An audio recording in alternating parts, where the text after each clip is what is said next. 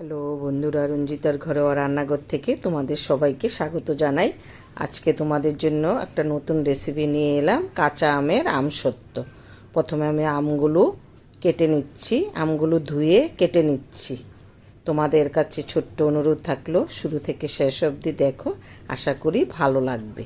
এখন বাজারে অনেক কাঁচা আম পাওয়া যায়, তাই আমি তোমাদেরকে কাঁচা আমের আমসত্ত্ব বানিয়ে দেখাচ্ছি।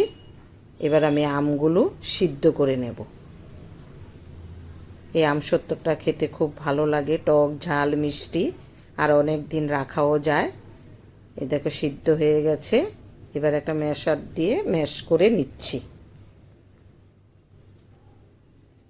খুব সহজ রেসিপি। এবার চালনিতে একটু চেলে নিচ্ছি। আমি যেভাবে কাঁচা আমের আমসত্ত্ব বানাই সেটাই তোমাদের সঙ্গে শেয়ার করছি, আশা করি ভালো লাগবে। এই দেখো সবগুলো আম চেলে নিয়েছি। এবার এখানে 5টা কাঁচা আম আর 1 বাটি চিনি দিয়ে দিলাম, প্রায় 200 গ্রামের মতো চিনি। নুন দিয়ে দিচ্ছি পরিমাণ মতো, বিট নুন দিয়ে দিচ্ছি 1 চামচের মতো। দিয়ে আমি ভালো করে অনেকটা সময় নিয়ে এইভাবে শুকনো শুকনো করে নেব। চিলি ফ্লেক্স দিয়ে দিয়েছি পরিমাণ মতো, একটু ফুড কালার দিয়ে দিচ্ছি কালারের জন্য। যদি তোমরা না চাও নাও দিতে পারো, তবে দিলে একটু দেখতে সুন্দর হয়, সবুজ সবুজ হয়। একটু সময় ধরে এই আমসত্ত্বটা বানাতে হয়। একটা প্লেটে নিয়ে দেখাচ্ছি কতটা ঘন হয়েছে। এই দেখো আমসত্ত্বটা আমার হয়ে গেছে। এবার আমি একটা থালে একটু তেল মেখে নিয়েছি, তাহলে তুলতে সুবিধা হয়। এবার আমি ঢেলে দিচ্ছি, দিয়ে 2-3 দিন রোদ্রে শুকাবো।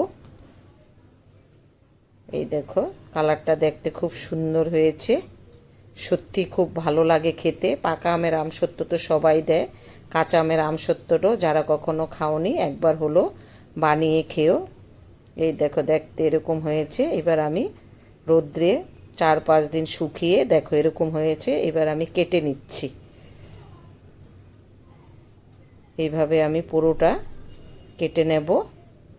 যদি রেসিপিটা তোমাদের ভালো লাগে তোমাদের বন্ধুদের সঙ্গে শেয়ার করো। এবার আমি আস্তে আস্তে করে তুলে নিচ্ছি।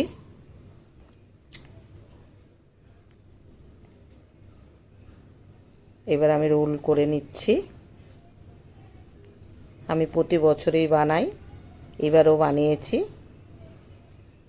এইভাবে আস্তে আস্তে করে কেটে নেব। দুটো তোমাদেরকে দেখাচ্ছি করে, বাকিগুলো আমি আস্তে আস্তে করে সবগুলো এরকম রোল করে নেব। এই দেখো দেখতে এরকম হয়েছে। সত্যিই খুব সুন্দর একটা কাঁচা আমের আমসত্ত্ব। যদি ভালো লাগে তোমরা এইভাবে করে দেখতে পারো। দেখো কালারটা কি সুন্দর হয়েছে।